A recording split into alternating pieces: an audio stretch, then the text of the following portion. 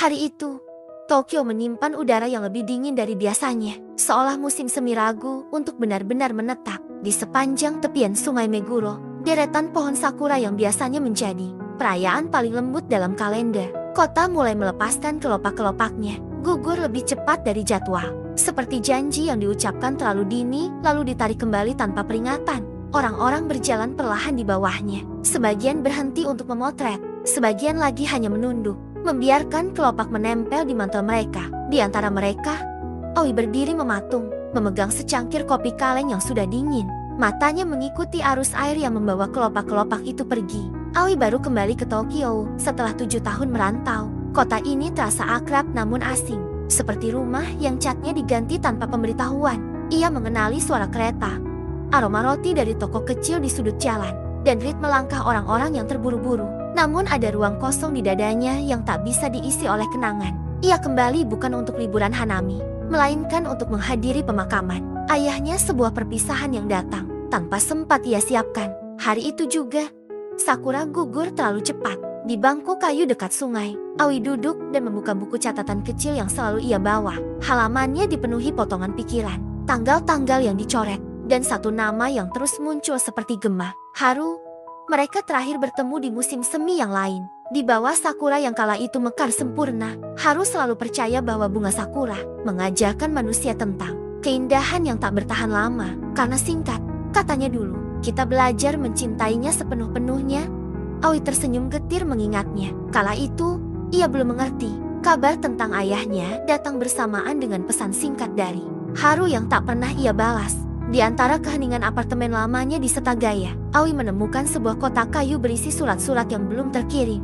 Tulisan tangan ayahnya rapi, penuh pertimbangan, dan selalu berakhir dengan permintaan maaf yang sederhana. Dalam salah satu surat, ayahnya menulis tentang sakura yang tahun itu mekar lebih cepat karena cuaca yang tak menentu. Kadang, tulisnya, hal yang indah datang lebih awal dan pergi sebelum kita sempat menatapnya. Lama-lama, Aoi menutup surat itu dengan jari bergetar. Keesokan paginya, hujan tipis turun. Payung-payung transparan memenuhi trotoar, memantulkan cahaya lampu toko yang baru dibuka. Aoi berjalan menuju stasiun, berniat pergi ke Kamakura untuk menenangkan diri. Di peron, ia melihat sosok yang dikenalnya dari cara berdiri dan tatapan yang tak pernah benar-benar lurus.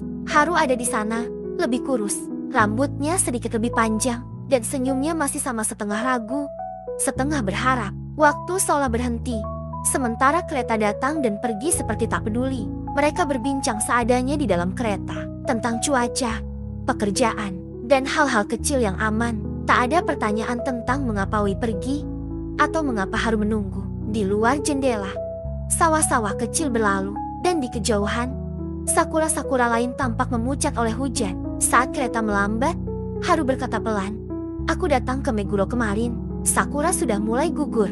Aoi mengangguk. "Aku tahu," jawabnya, seolah menjawab sesuatu yang lebih besar dari sekadar bunga. Di Kamakura, mereka berjalan menyusuri jalan setapak menuju kuil yang tenang. Bau tanah basah bercampur dupa menciptakan rasa damai yang menipu. Di bawah satu pohon sakura yang masih bertahan, Haru berhenti.